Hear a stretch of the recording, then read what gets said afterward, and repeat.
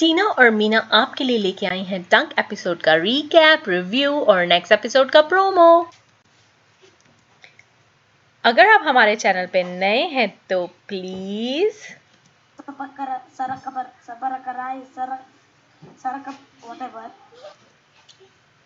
फिर करते हैं शुरू। जी टीना, अमल चेस के मोरों की तरह सारे कैरेक्टर्स को अपनी चालों पे मूव करते हुए फाइनली अपने प्लान में हो गई कामयाब। मिनाल आ गई उनकी इमोशनल ब्लैकमेलिंग में और हैदर से शादी करने का फैसला कर लिया।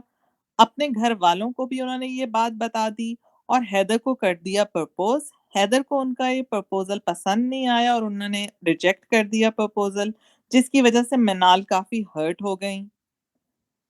हैदर सोचों में गुम है और हैदर अपने दोस्त के कहने पे मिनाल से शादी पे हो गए राजी, जो कि बहुत अजीब सी बात लगी हमें।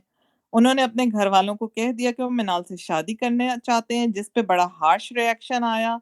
फादर का कहना ये था कि क्या गारंटी है कि जो अमल के साथ किया हैदर ने वो मिनाल के साथ ना करे। तो अमल ने बहुत मासूमाना अंदाज में कहा कि ये गारंटी है कि वो मिनाल से ही तो शादी करना चाहता था। यहाँ टीना मीना की प्रिडिक्शन हो गई फिर से एक दफा सच। फादर ने और मदर ने हैदर को कह दिया कि वो मिनाल के घर जाने पे राजी हैं। जस्ट मेक श्योर कि मिनाल के घर वाले भी राजी हों। अमल काफी हर्ट नजर आ रही हैं क्योंकि उनका हैदर के ऊपर कंट्रोल हो गया है लूज। हैदर चले गए मिनाल के पास और उससे शादी के लिए राजी हो गए और हुआ हैदर और अमल का फेस ऑफ। और हैदर ने कहा कि तुम जो ये सती सवेरती होने का ड्रामा कर रही हो, ये सारी दुनिया के सामने तो चल जाएगा, मेरे सामने नहीं चलेगा, मेरे मसलों में मत पड़ो। सफीर को हैदर का बिहेवियर अमल के साथ पसंद नहीं आ रहा और अमल यहाँ पे बड़ी मिस्चीवियस सी स्माइल आई है, गिरगिट की तरह रंग बदलते हुए वो आई सफीर के पास और उन्होंने कहा नहीं नहीं अपने भाई से मत बगाड़ो। लेकिन दोनों भाइयों में दरार डालने में हो गई हैं वो कामयाब। और हो रही है सायरा के मोहल्ले वालों से लड़ाई और हैदर पहुंच गए इस लड़ाई में और सायरा ने दिया हैदर को क्लास कि प्लीज तुम मेरे मसलों में मत पड़ो, ये सब तुम्हारी वजह से हो रहा है। अब सायरा की बात का हैदर क्या असर लेता है ये हमें पता चलेगा नेक्स्ट एपिसोड में। जी मीना, मैं आपके साथ एग्री करूंगी।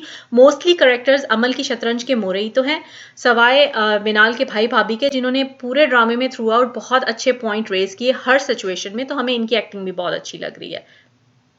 व्हाट इज दिस में टीना मीना को ऐसे लग रहा है कि सायरा सिर्फ और सिर्फ हैदर को ब्लेम करी है प्रोफेसर हुमायूं की डेथ के लिए, हालांकि अमल ही थी जिन्होंने उन पे फॉल्स एलिगेशन लगाई थी, तो उनको भी ब्लेम करना चाहिए।